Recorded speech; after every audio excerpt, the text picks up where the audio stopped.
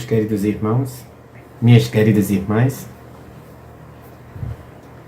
Que a doce paz do Mestre Jesus se faça presente, envolvendo cada um de nós, iluminando cada um de nós, hoje e sempre. Quanta felicidade, quanto amor de poder estar envolvido nesta harmonia e nesta paz que a instituição espírita, feita do Socorro Irmã Lucy, propõe a cada um de nós.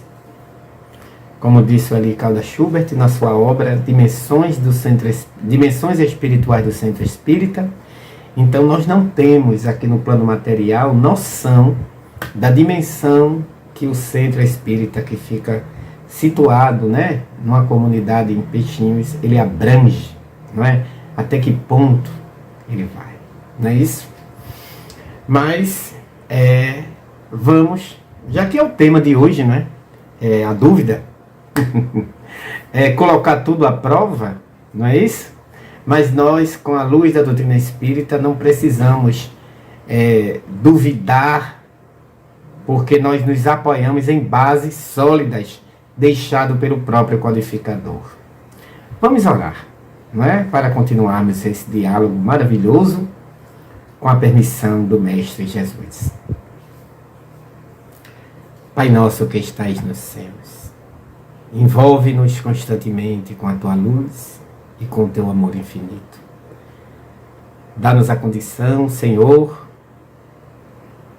de cada dia sermos espíritos melhores.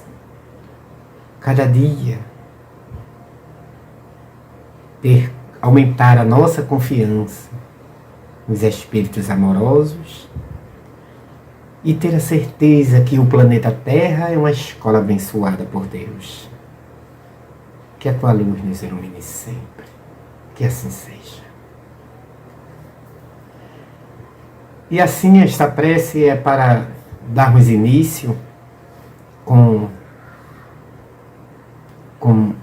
essa certeza que, como todas as palestras, todos os diálogos que nós discorremos, eu digo o movimento espírita discorre sobre as obras kardecistas, as obras kardecianas, vamos dizer assim, o Pentateuco mosaico, todas elas transcorrem na divina, no equilíbrio, na paz e na luz, e esta com certeza é uma mais que vai ser discorrida à luz sobre o amparo da espiritualidade amiga. Mas para continuarmos o nosso diálogo, não é? Nós vamos observar aqui, vamos começar falando um pouco sobre o ceticismo para entendermos, né? Já que o tema é ceticismo e espiritismo. E nós, ceticismo é do grego skepticus, aquele que inquire ou examina, concepção segundo a qual algum ou todo conhecimento é duvidoso, ou mesmo falso. Veja o ponto que o ceticismo se apoia. O homem deve renunciar à certeza. Quando nós analisamos, um dos homens que foi, podemos dizer essa palavra, foi pioneiro nessa ideia, 3 séculos antes de Cristo, foi um filósofo com nome Pirro. Ele tinha as suas ideias apoiadas em pontos criados por ele próprio, que era tão sério que ele vinha caminhando um certo dia com um amigo, e esse amigo caiu em um buraco, segundo alguns historiadores, e ele não segurou o amigo, ele não apoiou, ele não deu as mãos para o amigo levantar, porque ele duvidou que aquilo fosse real.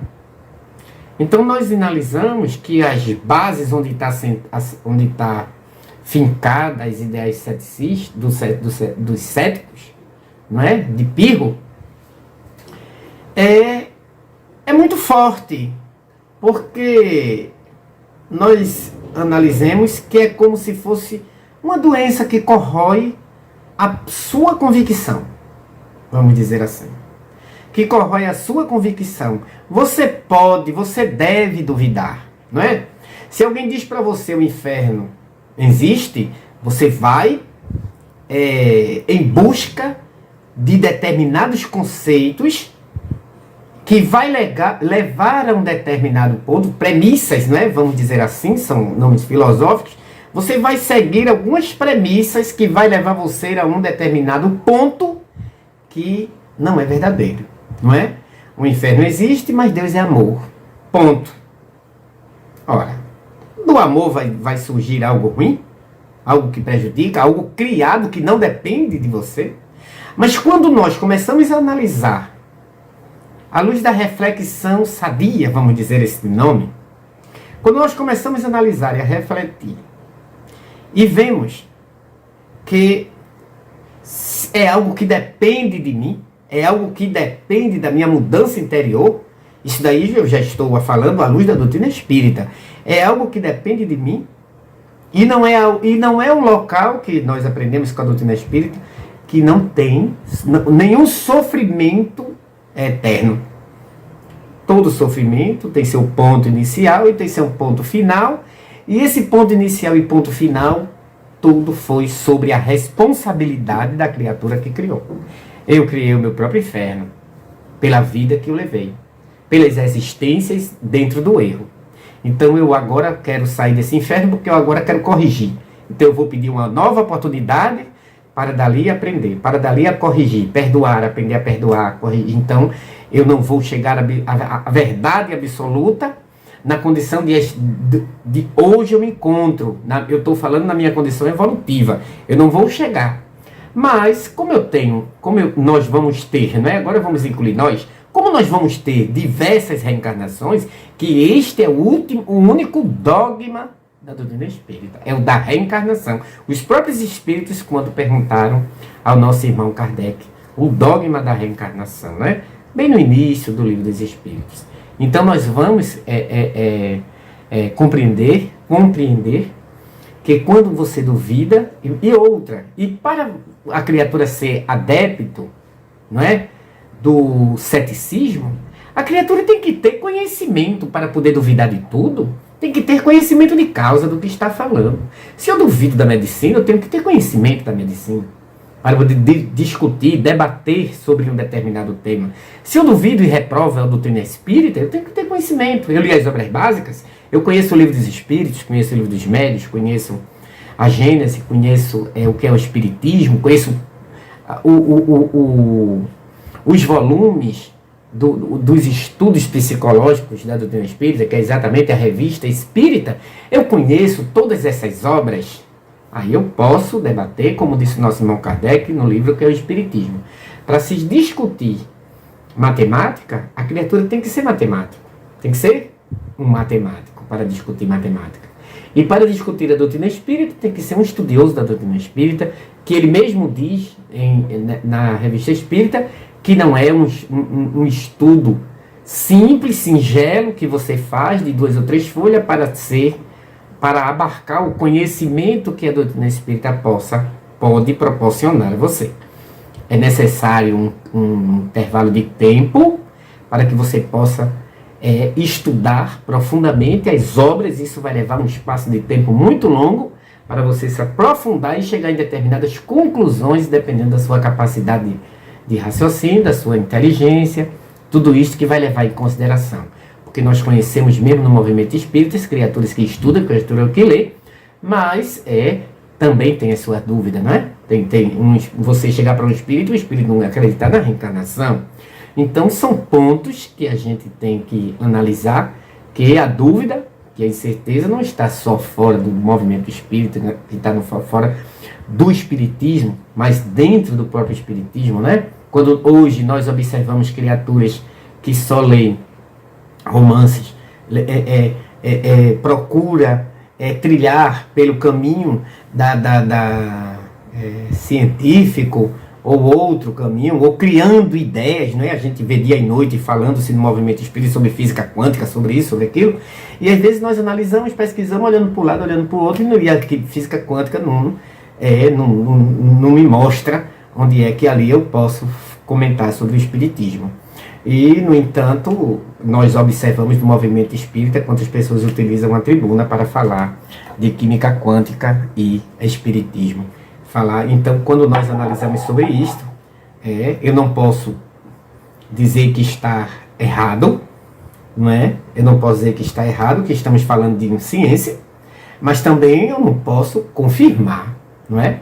Só o tempo para que a gente possa evoluir mais um pouco e compreender que tudo, embora que o apóstolo Paulo diz, tudo está em tudo, não é? Tudo está em tudo, quer dizer, tudo tem uma fonte, tudo tem uma fonte que dele parte, que dele surgem, né? As ideias, essa fonte direta é Deus. Então ele que criou tudo, é o criador de tudo. Nós aqui estamos realmente, se nós formos analisar de onde as coisas remontam, por exemplo, nós vamos analisar o átomo, nós aprendemos com a doutrina espírita sobre o átomo, não é? Me desculpa, eu vou virar um pouco aqui, mas só para ver se o livro Dos Espíritos está aqui. Mas nós vamos analisar aqui. Olha para aqui a pergunta 30 do Livro dos Espíritos. A matéria é formada de um só ou de muitos elementos? Não é a pergunta 30. De um só elemento primitivo. Quer dizer que os filósofos atomistas e os físicos, os estudiosos, né, da ciência do átomo, que são os atomistas, realmente, que tudo se origina do átomo, então ele já tem que saber que o átomo não é a fonte, né, da vida material, aqui no plano material, sim. Mas a matéria é formada de um só ou de muitos elementos, de um só elemento primitivo, quer dizer que o átomo já se origina desse elemento primitivo. Os corpos que consideras simples não são verdadeiros elementos, são transformações da matéria primitiva. Aí nós já estamos falando do fluido cósmico universal, né? Essa parte está nas perguntas mais na frente, mas porque lembramos, por isso que eu peço desculpa por ter não estava esse livro aqui, mas a gente vai falando e as ideias vão surgindo. Então nós vamos analisar que era um conceito muito, para os dias de hoje, muito absurdo, embora que ele, para conquistar este ponto inicial das suas ideias de crítico, de não aceitar tudo, achar que o homem nunca vai chegar à verdade absoluta. Lógico que os espíritos dizem que a verdade absoluta é propriedade, podemos dizer esse nome, dos espíritos superiores, que eles estão com a verdade. Mas nós, quando mesmo neste mundo de expiações e de provas, mundos primitivos, isso já é a classificação deixada pela doutrina espírita para nossa compreensão. Então tem os mundos primitivos, planetas primitivos, planeta de expiações e de provas. Então, quando nós analisamos isto, se o nosso planeta, pela classificação da doutrina espírita, é de expiações e de provas, então nós estamos mais próximo do ponto de início. Então estamos longe da perfeição. Mas o conhecimento, o pouco de conhecimento, que o nível, vamos esclarecer melhor, né? O nível de conhecimento que o planeta Terra abarca, nós já temos elementos suficientes para saber a que ponto nós vamos chegar. Onde vamos chegar com estas ideias adquiridas, com estas ideias conquistadas. Nós vamos chegar a pontos importantíssimos. Nós não estamos negando, nós estamos observando o que tem pontos importantes, que vamos chegar a esta determinada verdade. Olha uma frase que o mestre disse: conhecereis a verdade, ela vos libertará. Então, quando eu conheço a verdade, eu me liberto da minha ignorância. Me liberto uma criatura desta que vive, um cético, que ele disse: você tem que duvidar de tudo e ter certeza que a verdade não existe. Se a verdade não é propriedade daqui da Terra, que aqui é o mundo da ilusão, não é? como diz Platão, o mundo da sombra. Aqui nós não temos o real, e sim a sombra, né? Da verdade, da realidade. Então nós vivemos no mundo da ilusão. Sim, o mundo real, o mundo material, realmente, ele não é permanente. O mundo material, ele é provisório. Por quê? Tudo que é matéria é energia. Então nós vamos evoluindo, vamos crescendo. Certo que na época ele não conhecia os conceitos que Einstein deixou para cada um de nós. Mas a matéria, a energia, passa um período, é matéria, depois volta a ser energia de novo, né? Volta a ser energia e de um tempo é matéria. Então nós somos energia. O nosso corpo físico é matéria. Então é energia condensada. Então, lógico que o que é matéria tem um período, não é isso? Mas tem algo que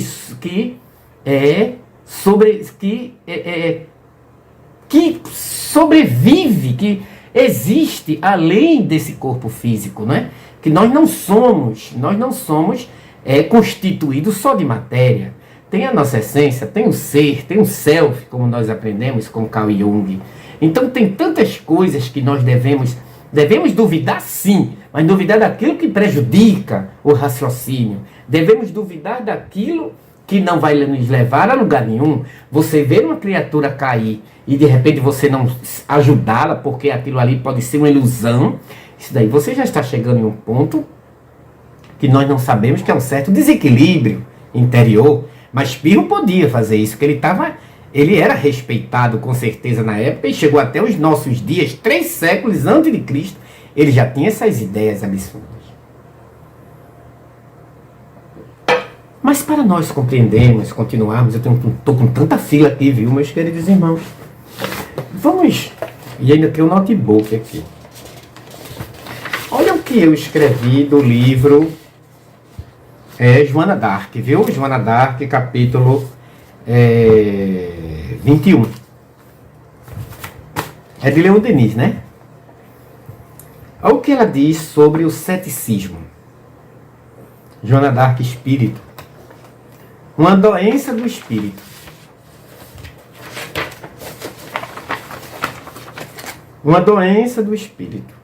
Destrói, aniquila a confiança que devemos depositar em nós mesmos, em nossos recursos ocultos. E depois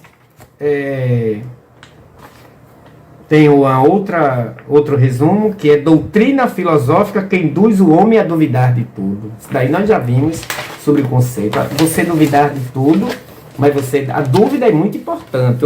Há muitos anos saiu no Jornal do Brasil uma coluna, né, um artigo falando sobre a dúvida. A dúvida é importante. Nós temos certeza de tudo? Não. E daqui a 10 minutos nós temos certeza de quê? Mas, pelo que eu estou fazendo hoje, pelo que eu analiso à minha volta, eu posso, mais ou menos, chegar a conclusões quase, não é? Margem de erro mínima, para mais e para menos, que vai estar em tal ponto. Uma lógica, se nós jogarmos, vamos analisar assim, não é? Aí é um conceito físico. Se nós jogarmos um anzol, uma rede no mar, vai vir com peixe, pode ser que venha ou pode não, mas eu estou jogando a rede no lugar certo, não é isso? Agora, se eu jogar na rede em uma toceira de capim ou em areia, ali eu vou ter certeza que não vai ter peixe. Então, é difícil do homem saber a verdade através desses conceitos. Esse conceito que nós estamos falando, meus queridos irmãos, eu não vi, foi só para um complemento do nosso diálogo, certo? Não tem assim ponto. Eu estudei o livro que é o Espiritismo, eu estudei Obras Póstumas, nós vimos aqui o livro dos Espíritos, alguns filósofos, não é? Como Luiz Felipe Pondé, que ele fala sobre o ceticismo, o Dicionário Espírita, né? O Espiritismo de A a Z. Então, foram algumas das obras que nós reunimos para conversarmos para discorrermos sobre esse tema desta noite. Vamos continuar. Então, me desculpe, portanto, o homem deve renunciar à certeza, não concluir. suspender seu juízo sobre as coisas e submeter toda afirmação a uma dúvida constante, oposto a dogmatismo. Porque o dogmatismo é o oposto ao dogmatismo, porque o dogmatismo, ele define algo como verdade e pronto. Então, por isso que diz aqui, o oposto é a dogmatismo. Porque o dogmatismo, ele define como verdade determinadas premissas, determinadas coisas, e você tem que aceitar. Não é isso? Como o dogma da reencarnação, pronto, na doutrina espírita. Não tem como, eu não aceito, não tem outra. Você pode passar um período que você imaginar, nós podemos passar um período, mas esse período não pode ser eterno. Não é isso? Nós temos condição de passar até séculos sem reencarnar, mas é uma lei. Estamos sujeitos ao progresso. Também o progresso do espírito também está inserido. O progresso é uma lei, então nós devemos seguir essa lei. Então, pode ser hoje, pode ser amanhã, o espírito até para reencarnar, pode passar algumas horas, alguns milhares de séculos, então, ele um dia irá, chega um momento que esgota, estamos sujeitos à lei do progresso, temos que ocupar uma roupagem física. Então, isso daí é o único dogma, né? É o dogma da reencarnação. Mas o oposto do ceticismo, que duvida de tudo, que acha que o homem não vai chegar à verdade nunca. Agora, será se Kardec foi cético? Será se ele tinha conhecimento? Kardec era um homem de ciência. Geralmente o homem de ciência, ele não acredita, mas também não analisa. Quando o homem diz eu não acredito em Deus, não é? Primeiro, o ceticismo ele tem que ser criaturas que estudem, tem que ser criaturas que pesquisem. Vou pegar uma garrafa de água. Tem que ser criaturas que lê, pesquisa, tem que ter uma base no conhecimento, não é uma base simples, não. É profundamente conhecedor daquele assunto, daquele conteúdo. Por exemplo, voltando ao tema física quântica, me desculpem eu bater nessa mesma tecla, né? Pode ser alguém que esteja escutando essa palestra, fale sobre física quântica, eu não estou reprovando, certo? Mas vamos imaginar,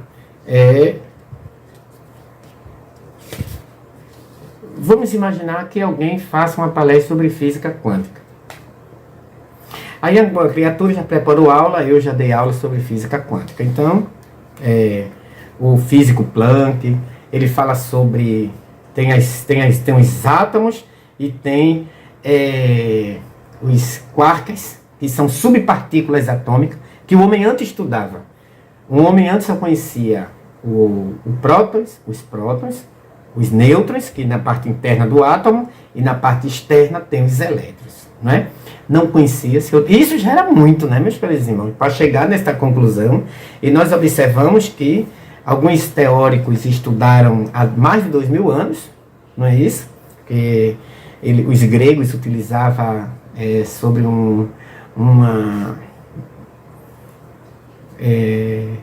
elemento, me desculpem, com o nome âmbar.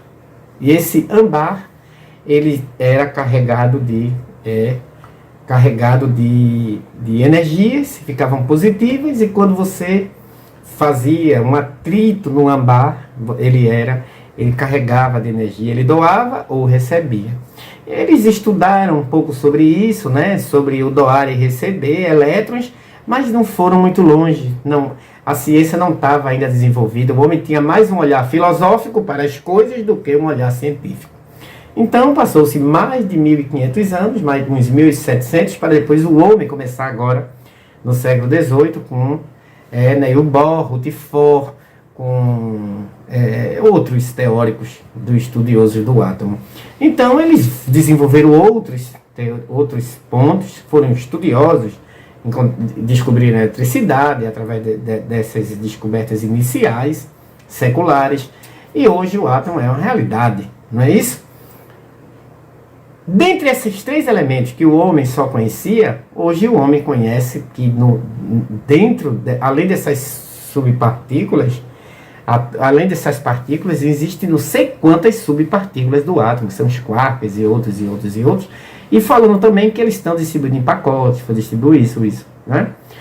eles são tão minúsculos que ainda tem um certo estudo. Outros dizem que o nosso perispírito ele é constituído de carga elétrica, não é? Positiva.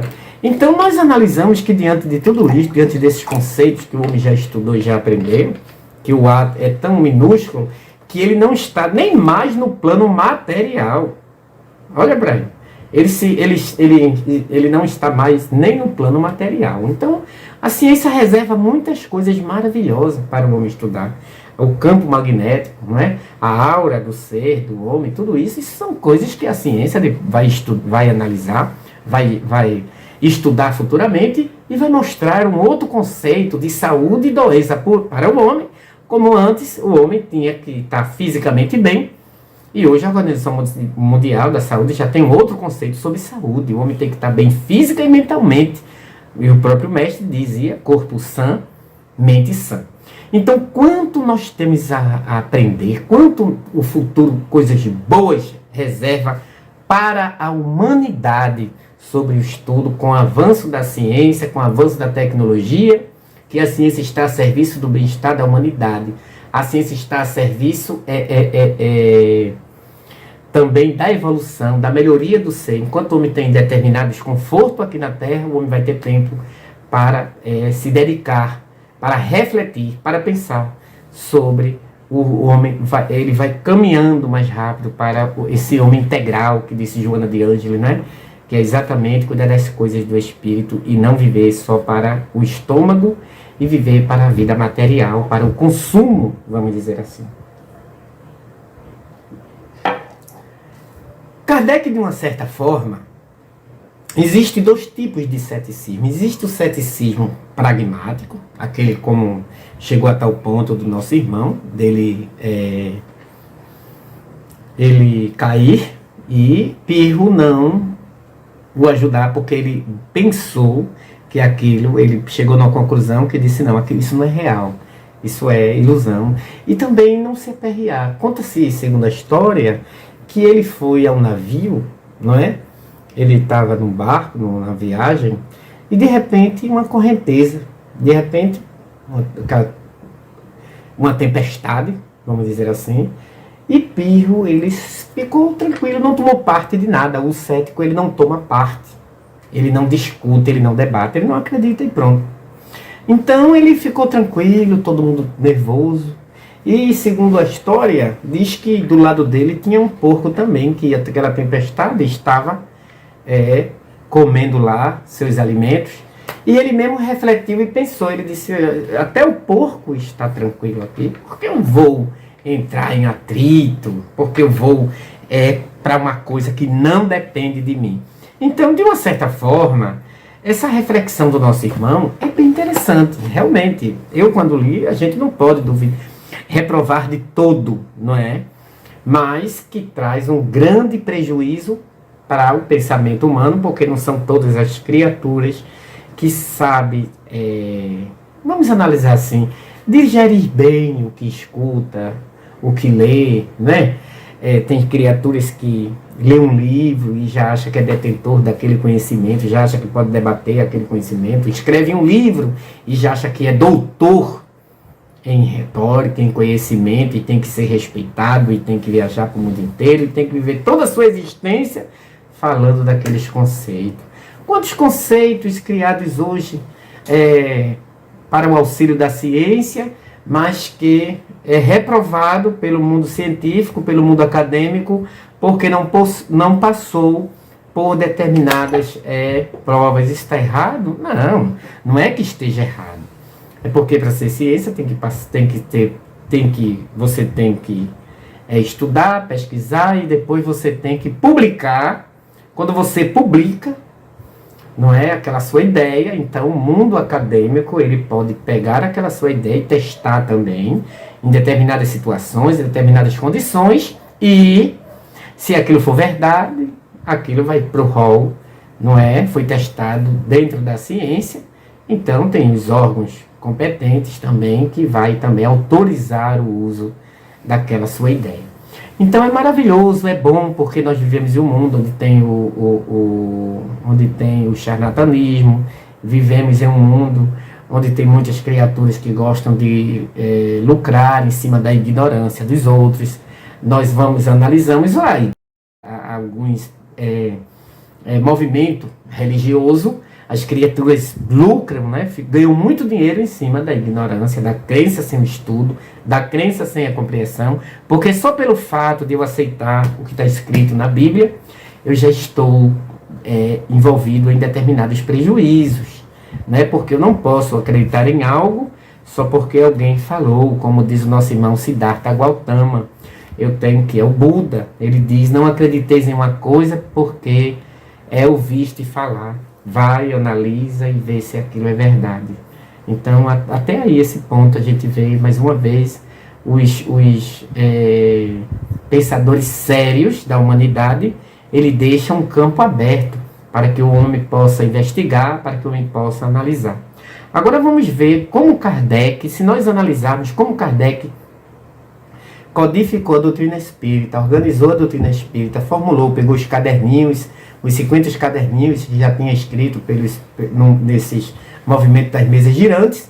Então, daí nós vamos analisar que existe o ceticismo pragmático, existe o ceticismo moderado, vamos dizer assim, né? É aquela criatura que duvida, mas vai analisar, né? Como a ciência. Tem criaturas que dizem: não existe vida em outro planeta, não é?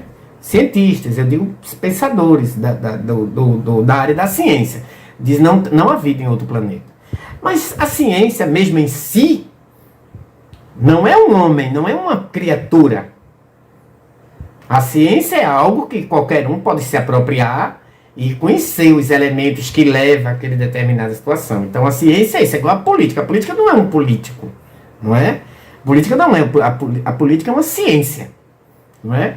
Não, alguém é um representante do povo, mas não é um representante da política. Então nós envolvemos tudo dentro criamos método em cima de método, como diz o próprio Kardec na parte de métodos do Livro dos Espíritos.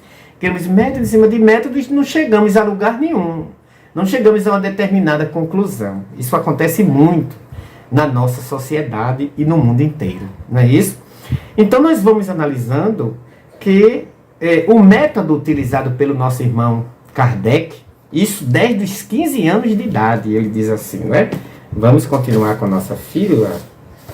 Isso aqui está no livro Obras Póstumas. Deixa eu pegar a caneta, porque tem a fila da fila, né? Aqui é a fila, vai ter um resumo. Vamos ver o que ele disse. Procedi sempre em meus trabalhos, isso daqui é em Obras Póstumas, viu? Procedi sempre em meus trabalhos anteriores, desde a idade de 15 e 16 anos. Compreendi antes de tudo a gravidade da exploração que ia empreender. Percebi naqueles fenômenos isso que eles falando quando ele se deparou com as mesas girantes e com algumas comunicabilidade dos espíritos. Mas antes disso, me desculpe eu abrir um parêntese para um pouco essa leitura, ele se encontrou no ano de 1856, não é? Maio de 1856, com o senhor Carlotti. O senhor Carlotti, ele falou para ele sobre as mesas girantes. E ele disse que elas respondiam a determinadas perguntas que eles faziam. Veja o que Kardec perguntou. Se ele aceitasse, só porque foi um homem sério que falou, ele estava com algumas falhas. Mas ele disse, espera aí. Ele partiu de conceito que ele já tinha construído durante toda a vida dele. E deu certo, aplicou e deu certo. Né? O bom é quando a gente tem as nossas ideias, aplica e dá certo. Como disse Kant, o filósofo, para você saber se algo é verdade e algo é bom, aplique em você. Massa, legal, aplique em você. Depois você aplica nos seus amigos, seus vizinhos, na sua família. Se aquilo for bom para eles também, aquilo é bom, verdade. Aquilo é verdade. Veja como ele levou o homem a crer em algo. Porque quando eu tenho uma verdade só para mim, por exemplo, eu construo o conceito de céu. Então, para conquistar o céu, eu tenho que botar um paletó, eu tenho que ir para a igreja, eu tenho que aceitar Jesus, eu tenho que orar, eu tenho que glorificar, eu tenho que dizer aleluia 24 horas por dia. Então são esses conceitos. Mas aí eu sou um péssimo vizinho, eu sou um péssimo marido, eu sou uma pessoa difícil, eu sou um chefe de uma empresa que não tenho preocupação em demitir só para mostrar que sou uma criatura rígida. Então, diante de tudo isto, eu estou com a minha verdade. Eu vou aplicar, aí eu vou me colocar na situação. Se um daqueles homens que estão sobre as minhas ordens, se ele estivesse no meu lugar, eu queria ser tratado daquele jeito, eu começo a analisar desse modo. É o raciocínio, é a análise séria, não é isso? Se não dá certo, aplicando em outro com relação a mim, então eu estou falhando. Eu tenho que mudar os meus conceitos. Que maravilha, né? Kant, o filósofo. Então Kardec disse ao nosso irmão Carlotti, se mesa tem nervos, peraí, porque quando ele falou, olha, sobre os movimentos das mesas, isso daí o magnetismo nos dá esta condição. Ele disse, mas a tal ponto que ela se mova e que ela responda a pergunta, quer dizer, aí você tem que me provar. Olha o que ele disse. Pergunta de criatura inteligente, que raciocina, que estuda e que lê. Se você me provar que uma mesa tem nervos para sentir e cérebro para pensar, se você me provar, eu aceito. Mas se não, é histórias para fazer-me dormir. Foi o que Kardec disse, está registrado em obras póstumas. Um ano depois, que isso foi em 56, 57, maio de 55, me desculpe, e no final, outros amigos mais sérios conversaram com ele longas horas, e depois foi aí que ele conheceu a família Baldin, que os dois filhos, começou tudo com as perguntas de duas jovens, depois foi apresentado para ele outros médiuns, e daí ele foi, porque ele perguntava a vários médiuns, por quê? Foi assim que ele fez durante toda a sua vida, uma análise séria, né? Não perguntar, o céu é maravilhoso, ele perguntou a outros espíritos mais evoluídos, e eles responderam de um outro modo, sobre o céu, sobre o inferno, sobre a evolução espiritual. Com certeza tinha. Ele, a primeira coisa que ele observou, então era um homem de análise, ele era um cético moderado, podemos dizer assim, não é? Se eu estiver enganado, vocês me desculpem, mas o raciocínio de nosso irmão Kardec era exatamente assim, não é isso? Ele agia com a razão e não com o sentimento. Ó, é tão bonitinho como nós falamos, né? Então, compreendi antes de tudo a gravidade da exploração que ia empreender. Percebi naqueles fenômenos a chave de problema tão obscuro e tão controvertido do passado e do futuro da humanidade. A solução que eu procurava em toda a minha vida era, em suma, toda uma revolução de ideias e de crenças. De ideias e nas crenças. Fazia-se mistério, portanto, andar com a maior circunspecção e não levianamente. Ser positivista e não idealista. Vejamos bem, para não me deixar iludir, um dos primeiros resultados que colhi das minhas observações foi que os espíritos nada mais sendo do que as almas dos homens, não possuía nem plena sabedoria, nem a ciência integral.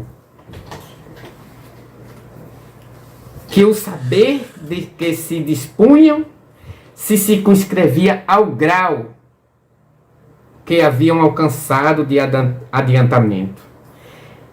Então nós analisamos deste modo quanto o nosso irmão Kardec era observador, ele seguiu um método para analisar, por isso que nós dizemos que a doutrina espírita é ciência. Nós dizemos também que a doutrina espírita é filosofia por conta das interrogações, de onde vim, para onde eu vou, o que é que eu estou fazendo aqui. Então são conceitos e também, como está no Evangelho de João, que ele vem falar, vai ser a terceira revelação. Rogarei ao Pai, ele enviaria um outro Consolador, o Espírito de verdade, que ficará conosco até o final dos séculos. Até o planeta passar de um planeta de expiações de provas para um planeta de regeneração.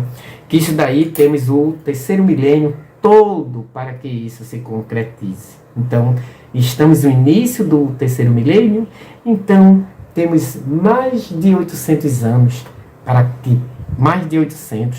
que possamos nos burilar através do progresso e nos tornarmos espíritos mais conscientes da nossa responsabilidade.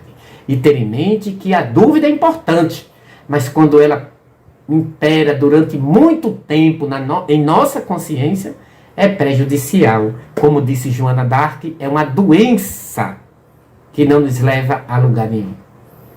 O Espiritismo é uma ciência, é uma filosofia e uma religião.